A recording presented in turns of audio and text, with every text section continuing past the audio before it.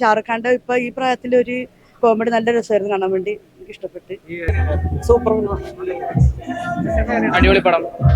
SRKയുടെ ഒരു കംബാക്ക് എന്ന് പറഞ്ഞാൽ ഞാൻ പട്ടാനും ജവാനും എൻജോയ് ചെയ്തില്ല, അപ്പം ഇത് ഇഷ്ടമായി. സിനിമ അടിപൊളി. ഷാറുഖ് ഖാന്റെ ഇപ്പൊ ഈ പ്രായത്തിൽ ഒരു കോമഡി നല്ല രസമായിരുന്നു കാണാൻ വേണ്ടി എനിക്ക് ഇഷ്ടപ്പെട്ട്. കോമഡി പടമാണ് ഫുള്ളായിട്ട്.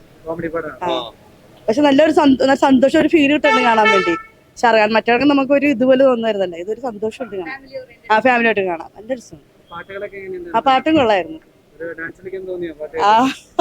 അങ്ങനെ തോന്നില്ല, പക്ഷെ ഒരു കണ്ടിരിക്കാൻ ഒരു ശാന്ത ഇതായിരുന്നു പാട്ട്. അടിപൊളിയായിട്ടുണ്ടായിരുന്നില്ല. ആ അത് കയറുമെന്ന് തോന്നുന്നു എനിക്ക്, അങ്ങനെ കയറുമായിരിക്കും. പക്ഷെ നല്ലൊരു പ്രത്യേക ഒരു അഭിനയം ഷാറുഖ് ഖാന്റെ നല്ലായിരുന്നു. തുടക്കത്തിലെ ചിരിച്ചു. അതിലും മച്ച് ബെറ്റർ ആണ്.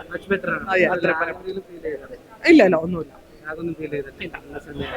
SRKയുടെ ഒരു കംബാക്ക് എന്ന് പറഞ്ഞാൽ ഞാൻ പട്ടാനും ജവാനും എൻജോയ് ചെയ്തില്ല, അപ്പം ഇത് ഇഷ്ടമായി.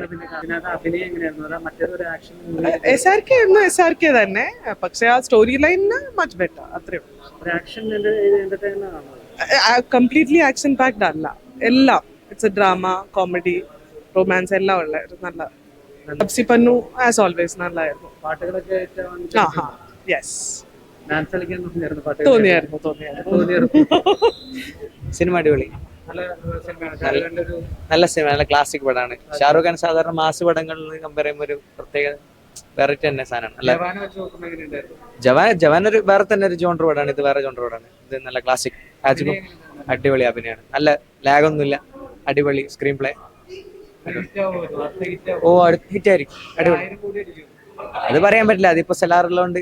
അതിപ്പോ സെലാർ നാളെ റിലീസായിട്ട് നമുക്ക് നേരും സെലാറും.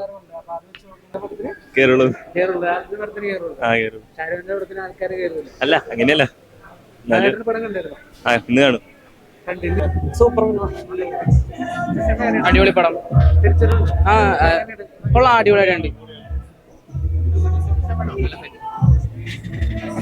കുഴപ്പമില്ല.